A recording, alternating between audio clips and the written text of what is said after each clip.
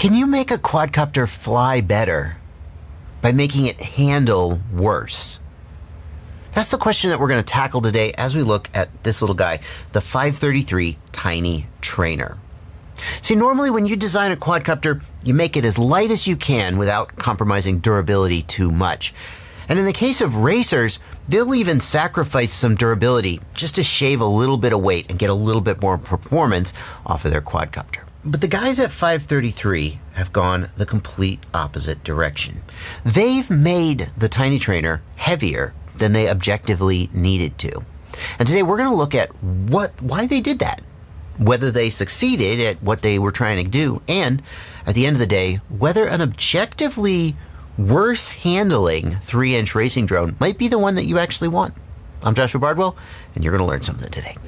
So the DRL Racer 4 is a 7-inch drone. It weighs 1.2 kilograms to 1,200 grams, and it is meant to be raced on the DRL show. But as I said, on DRL we fly in huge areas, and that's just something that I can't replicate in my yard, and I want to be able to practice as much as possible. So the Tiny Trainer was meant so that people could practice, not necessarily for DRL, but for any racing in small areas, not bothering anyone with sound, not worry about hitting something and breaking their quad or something that they hit.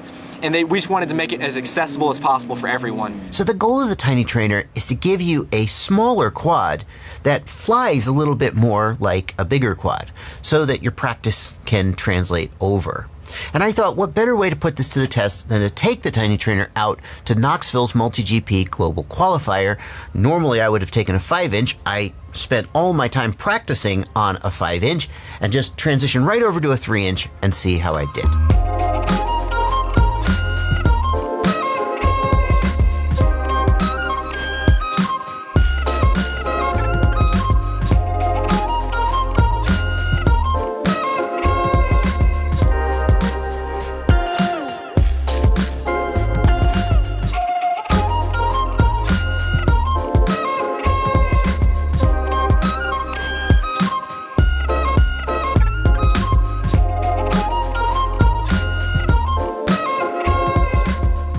Like if you beat me with a Tiny Trainer against this, I'm gonna be embarrassed. Oh man, let's go.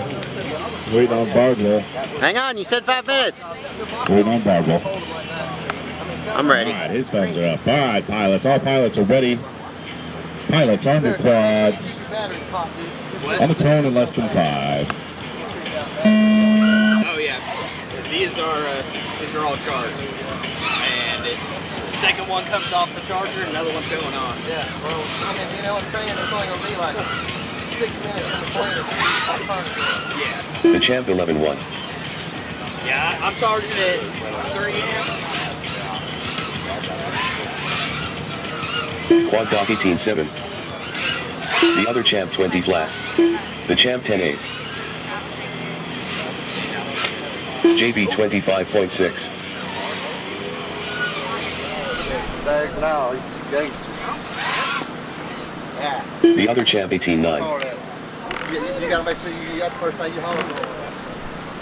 I'm down. Most 3-inches, they turn very sharply. They don't carry really any weight through the turns. You don't have to turn in early because they're not going to carry their weight through the turn. They're just going to start turning the minute you move the stick.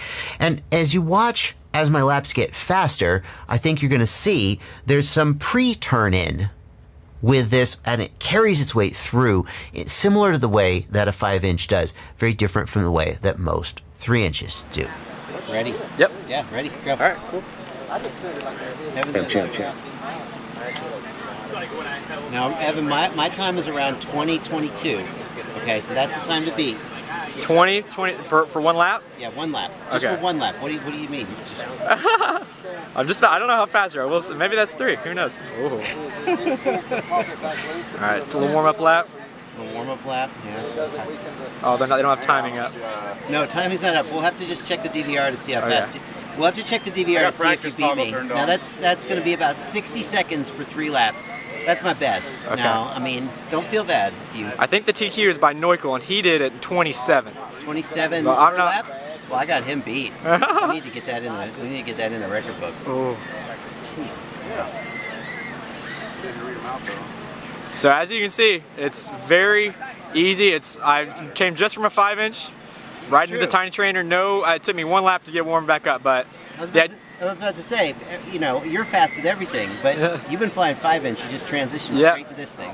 So the idea is you can set this thing up, fly it anywhere. I mean, you can probably barely hear it in the video. Your neighbors aren't gonna get mad. My neighbors love the Tiny Trainer probably more than any of my customers because they don't have to hear my 5-inch out there screaming all the time. And I mean, so the idea is I can set this up, tiny little area, or even just a little warm-up track in a parking lot, Walmart parking lot. Me and my friends will go fly these in our school parking lot at night, not bother anybody. And all right, we'll do one more. Hey, can we flop?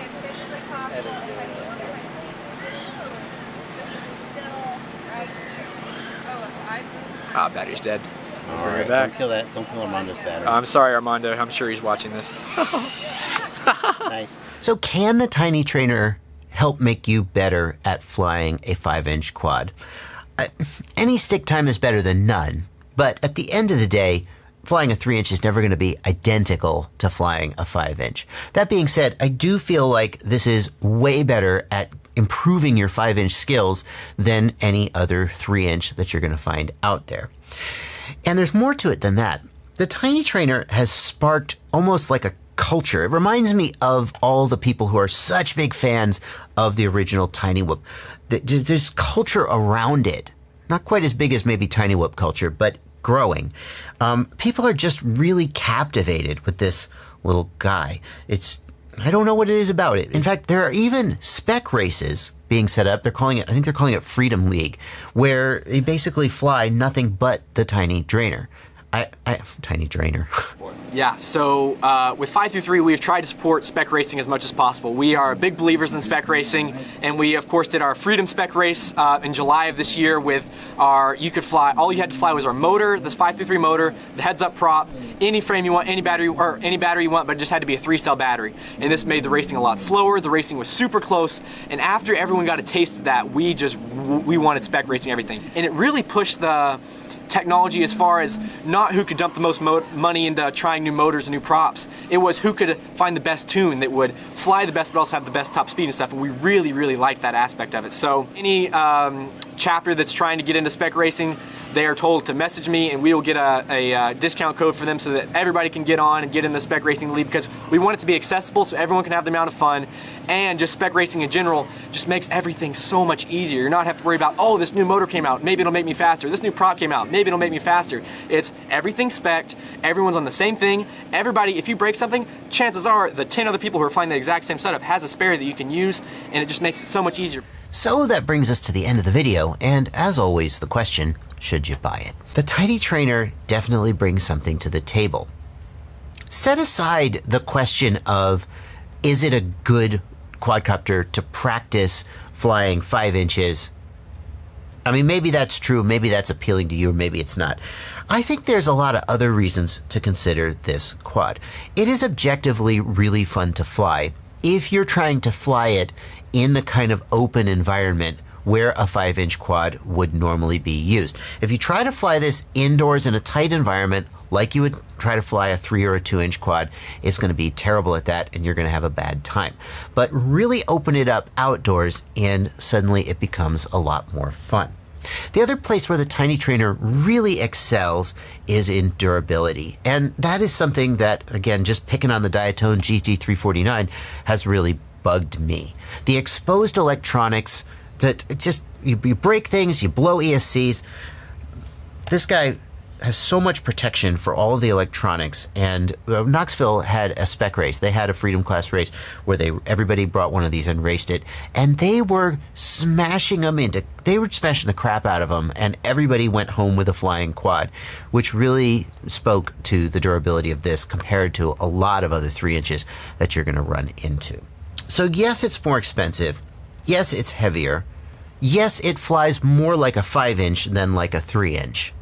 And if all of those things appeal to you, then the Tiny Trainer may be something for you, especially if you're looking to get into that spec class racing. Oh, and it's just super cute and super fun, and it feels like you're flying a Racer 4, which you can't put a price on that, but it is pretty freaking cool. If you're interested in building the Tiny Trainer, you can get the FPV Crate Kit link in the video description. Thank you to FPV Crate for sending me one to build. And thank you also to Armando from 533. I had a problem with mine. It was my fault. But I had a problem with mine like 3 days before the qualifier date, and he overnighted me his. So if you notice that this isn't the one that I built, that's why. Thank you very much, Armando from 533, for sending me that.